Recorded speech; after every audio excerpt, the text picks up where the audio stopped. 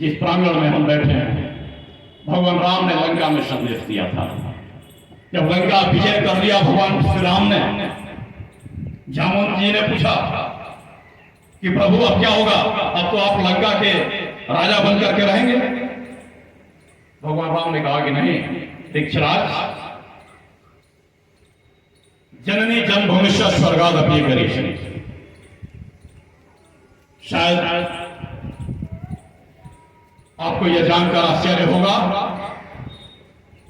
एक गीत भी किसी कवि ने लिखा है, गाना भी लिखा है कि भगवान राम ने बोला कि स्वर्णमयी लंका न मिले मां, अवधपुरी की धूल मिले।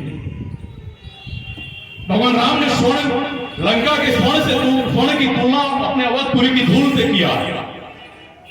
जननी जन्मभूमिश्च स्वर्गादपि गरीयसी, यानी माता और मातृभूमि की जो पहचान होती है, माता और मातृभूमि का जो स्थान होता है वो स्वर्ग से भी महान होता है। मैं उस जन्मभूमि का हूं, इस जन्मभूमि में मेरा जन्मभूमि है, ये मातृभूमि है हमारी, इसलिए मैं इसके मर्म को, मैं इसके दर्द को समझता हूं, इसलिए आंदोलन हम करता हूं।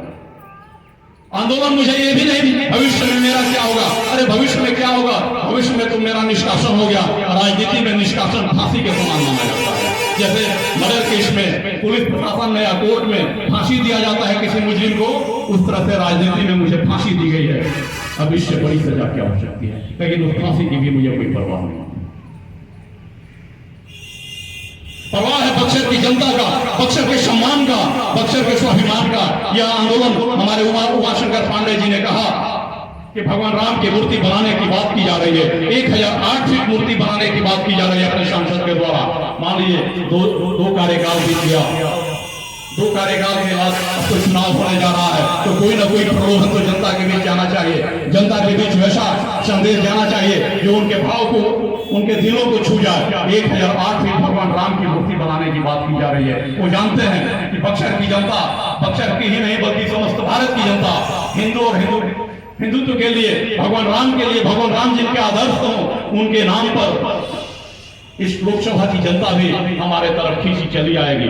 लेकिन मित्रों, यह प्रलोभन अगर कोई कहता है, चाहे कोई भी पदाधिकारी हो या कोई नेता हो, आप उससे प्रश्न कीजिए 1008 फीट होता कितना है, आप मुझे बता दीजिए। और 1008 फीट ऊंची मूर्ति बनाने के लिए कितने जमीन की आवश्यकता होगी, इसका भी आकलन आप करके मुझे बता दीजिए। शायद आप लोगों को जानकर के आश्चर्य होगा, लाइट एंड साउंड जो है बक्सर में रामदेगा घाट के पास, उस लाइट एंड साउंड के बगल में एक एकड़ के आसपास जमीन है।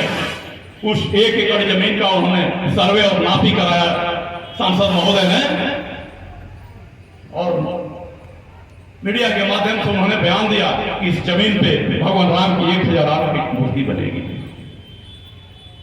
शायद वो मैथमेटिक्स भूल रहे हैं, शायद उनको जो इंजीनियर उनका जो होगा वो मैथमेटिक्स भूल गया होगा, लेकिन हम नहीं भूले हैं। 1008 फीट ऊंची मूर्ति बनाने के लिए कम से कम 50 एकड़ जमीन चाहिए। आप ये जान लीजिए। ये राणा प्रताप बोलता है इस सभा में, और आप सभी कार्यकर्ता के बीच बोल रहा हूं, मैं मीडिया के सामने बोल रहा हूं। 1008 फीट ऊंची मूर्ति बनाने के लिए कम से कम 50 एकड़ जमीन की आवश्यकता होनी चाहिए। और आप 1 एकड़ जमीन में 1008 फीट ऊंची मूर्ति बनाएंगे, ये देख लीजिए, दिवा स्वप्न नहीं और क्या। ये लोगों को गुमराह नहीं किया जा रहा है तो और क्या किया जा रहा है। 1008 फीट ऊंची मूर्ति बनाने के लिए सिंपल सा पैमाना है, मैं बता देता हूं आपको।